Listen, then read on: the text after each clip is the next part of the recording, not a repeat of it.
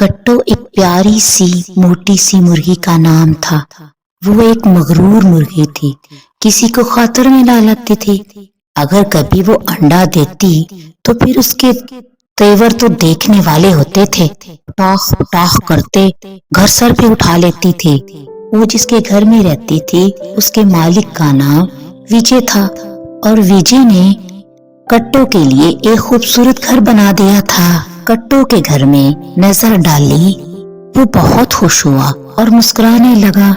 कट्टो ने 2 अंडे दिए थे। विजय भी आने वाले बच्चों का सोच के दिल ही दिल में बहुत खुश हो रहा था। उसी गांव में काली नाम की एक बिल्ली रहती थी। उसे पता था कि यहाँ एक मुर्गी है।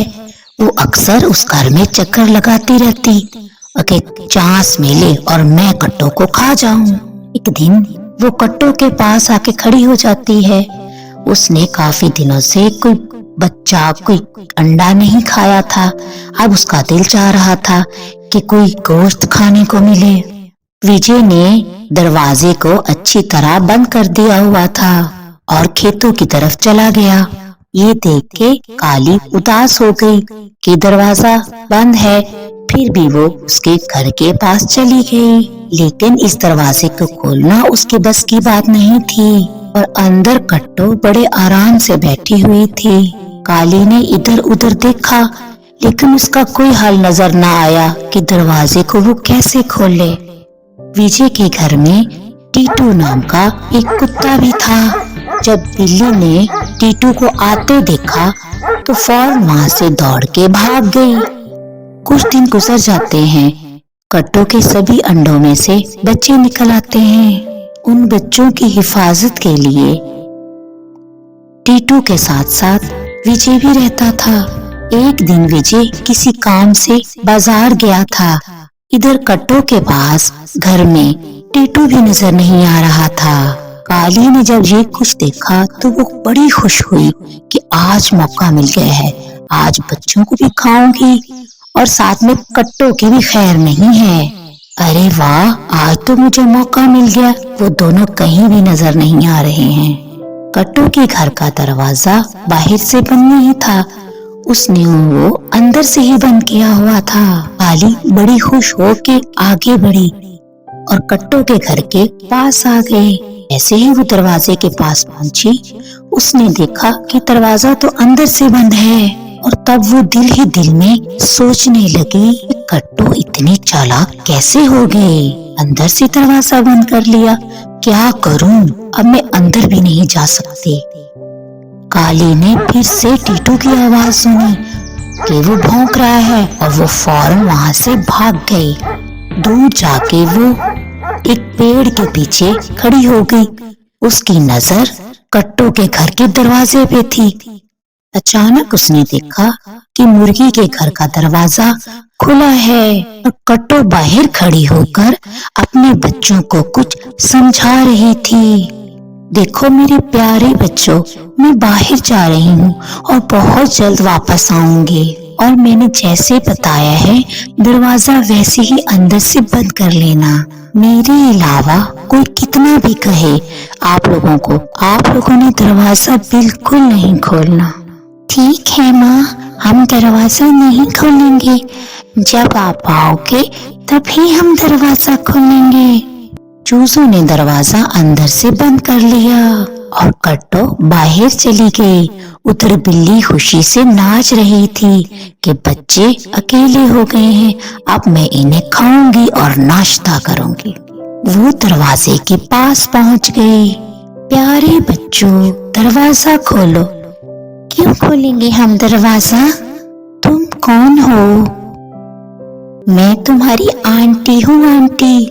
चलो बच्चों, जल्दी से अब दरवाजा खोल दो। हमारी कोई आंटी नहीं है और तुम्हारी आवाज तो हमारी माँ से नहीं मिलती।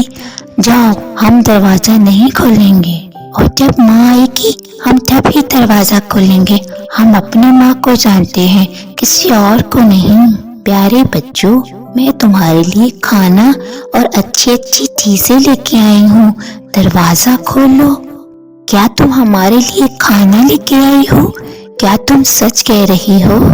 देखो, सच हो या झूठ, हमें दरवाजा नहीं खोलना है।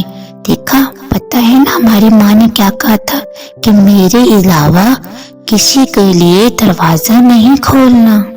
काली ने बहुत कोशिश की, लेकिन बच्चों ने दरवाजा नहीं खोला और उसे खाली हाथ ही वापस लौटना पड़ा। रास्ते में उसने कट्टू को देखा और तेजी से उस पर झपट पड़ी। कट्टू खुद को बचाने के लिए भागने लगी और बिल्ली उसके पीछे थी।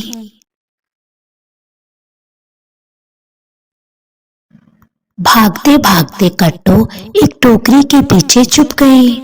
काली भाग के आई और उसे ढूंढने लगी।